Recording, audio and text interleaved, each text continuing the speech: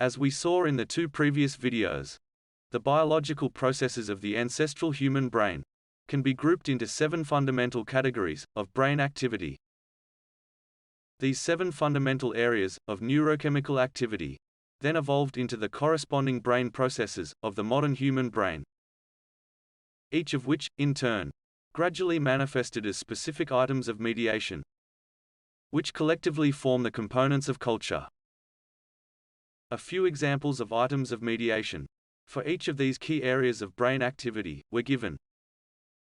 But really, we are talking about thousands and thousands of objects and sounds that stimulate these corresponding areas of the human brain, including all rituals, cultural practices, and protocols. These manifested items of mediation can then be seen to form the 7 key cultural spheres of small-scale modern human populations. But in these small populations, the degree to which all of these key areas of human neurochemical activity could manifest as items of mediation was constrained, due to the limited size and range of resources that could be acquired and manipulated. However, with the gradual increase in the size of human populations, these neurochemical processes of the human brain could now manifest as the distinctive, large-scale institutional spheres of culture that we recognize today. This was made possible by the specialization that large-scale populations allowed. Let's examine briefly what this specialization involved. While individual humans stimulate all of the 7 key areas of their brain in an ongoing manner, each individual nevertheless has a preference to use and stimulate one particular area to a greater degree than the others. Some people prefer to stimulate their rationality, for example. Others their social intelligence. And still others, their sensory awareness. And so on. In the case of large populations of humans, those individuals with a common neurochemical preference would naturally come together and collectively amplify the manifestation of that preference in the form of more and larger items of mediation.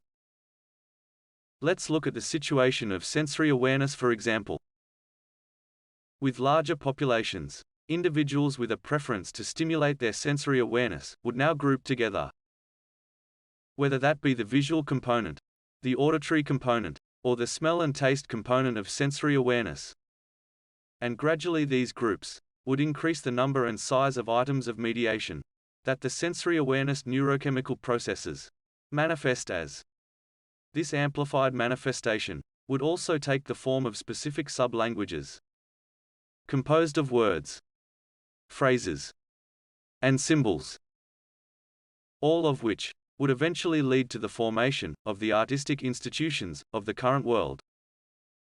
Institutions such as art schools, music schools, and culinary schools, which train and develop individuals to create items of mediation that stimulate the senses.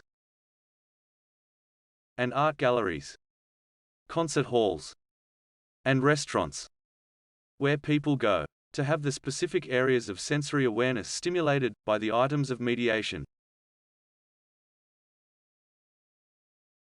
In the case of survival rationality and its greater manifestation, it was actually this collection of neurochemical processes that caused the increase in human populations in the first place, due to its manifestation as agriculture. Starting with the key rational insight of how to grow a plant from a seed, and then rationality's manifestation as new tools, such as the plow and the kiln, and the logical procedures of the planting, growing, harvesting, and processing of grains, all from which agriculture was born, and its development accelerated, which in turn greatly increased population growth.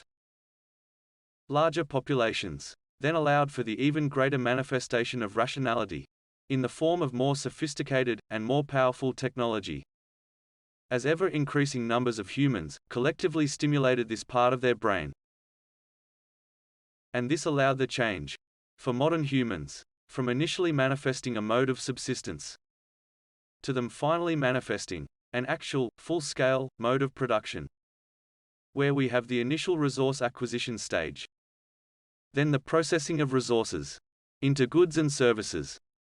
And finally, the global distribution of these goods and services, all according to detailed rational neurochemical processes.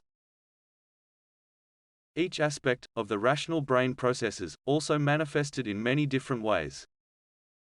For example, we saw spatial recognition manifesting as maps, which gradually increased over time in scope and complexity. Pattern recognition, combining with long-term memory, manifested as calendars, which also became more elaborate. And logical induction and deduction processes, combining with pattern recognition, manifested as the symbolic language of mathematics.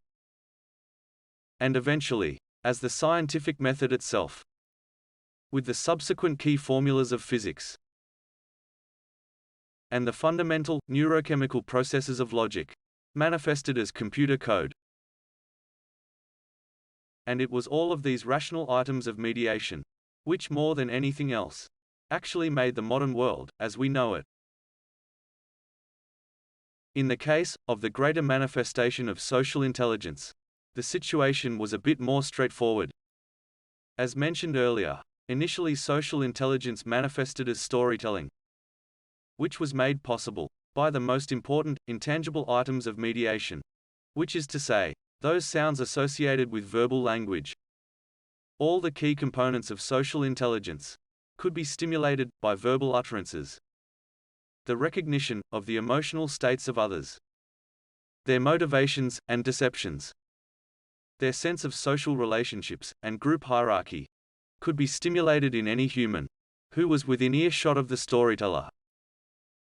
But with the growth of human populations, social intelligence was now enlarged as actual institutions of storytelling, such as the schools of theater and film, where groups of individuals are trained in the manifestation of social intelligence,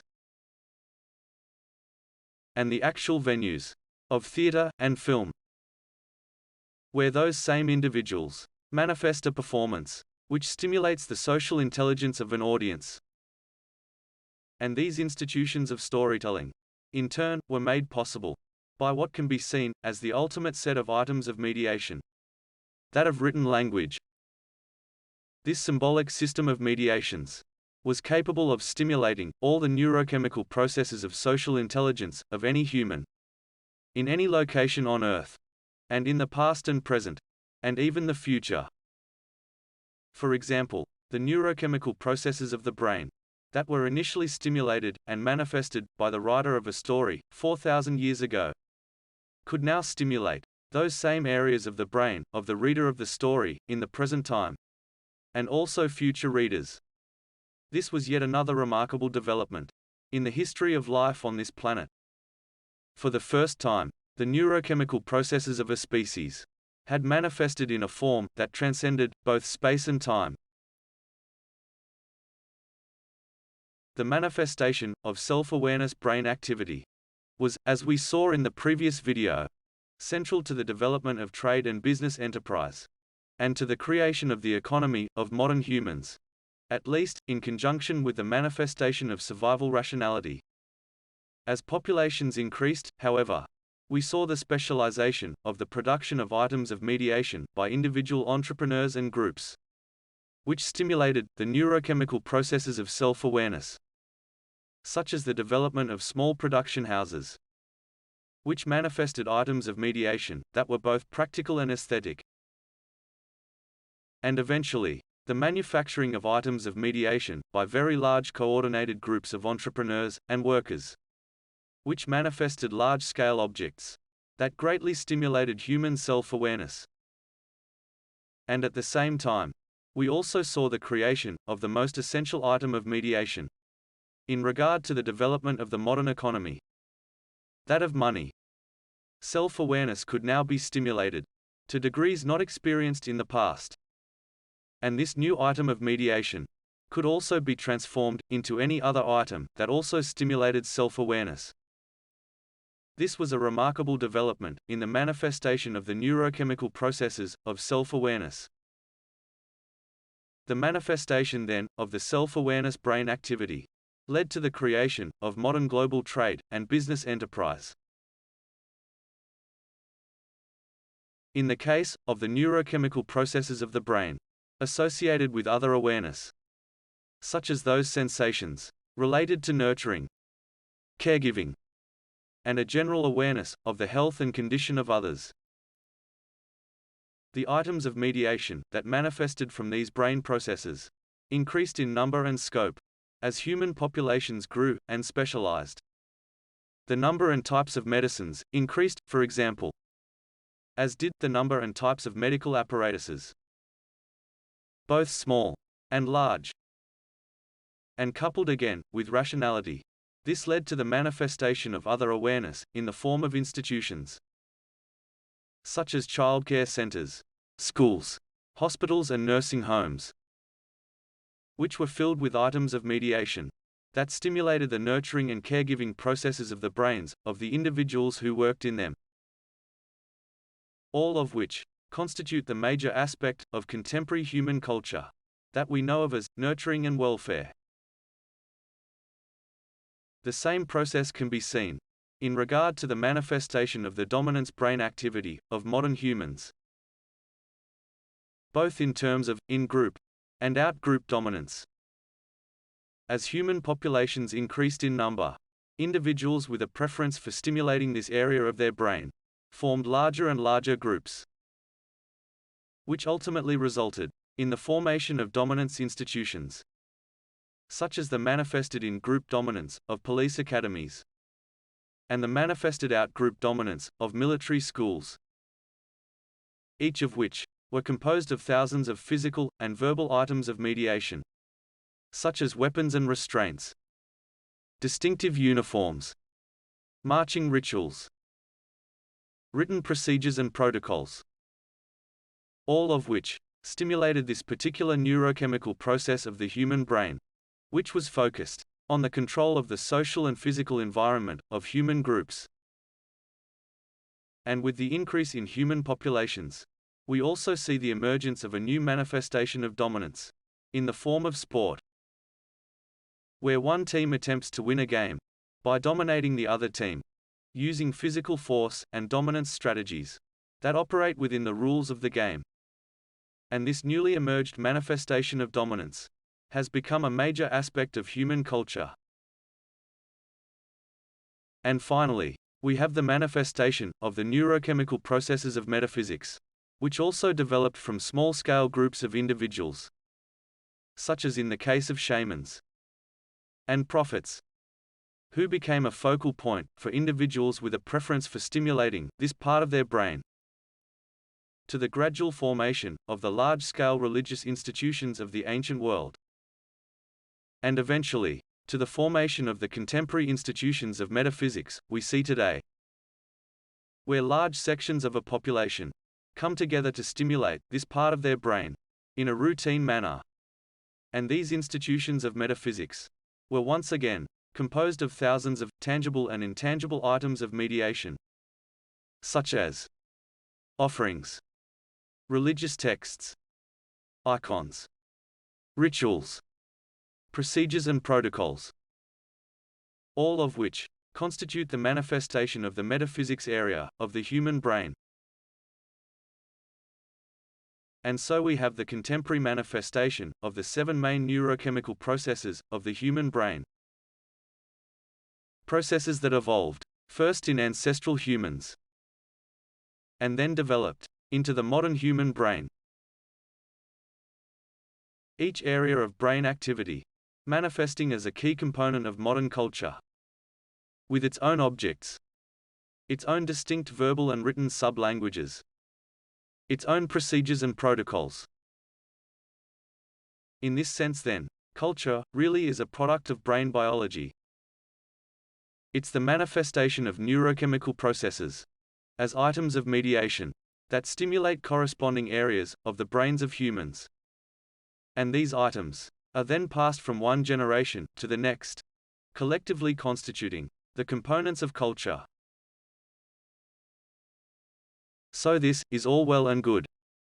But what about cultural change? The description of culture presented here so far, based on this new biological perspective, perhaps suggests that culture is a static entity, that the 7 spheres of neurochemical manifestation exist in a balanced, harmonious way. But this isn't the case. In reality, many of these processes of the human brain are in constant tension and conflict, which, in turn, translates to ongoing tension and conflict within human culture. And it's the very tension between human neurochemical processes that creates the underlying dynamics of politics and cultural change. As we will see in the next video,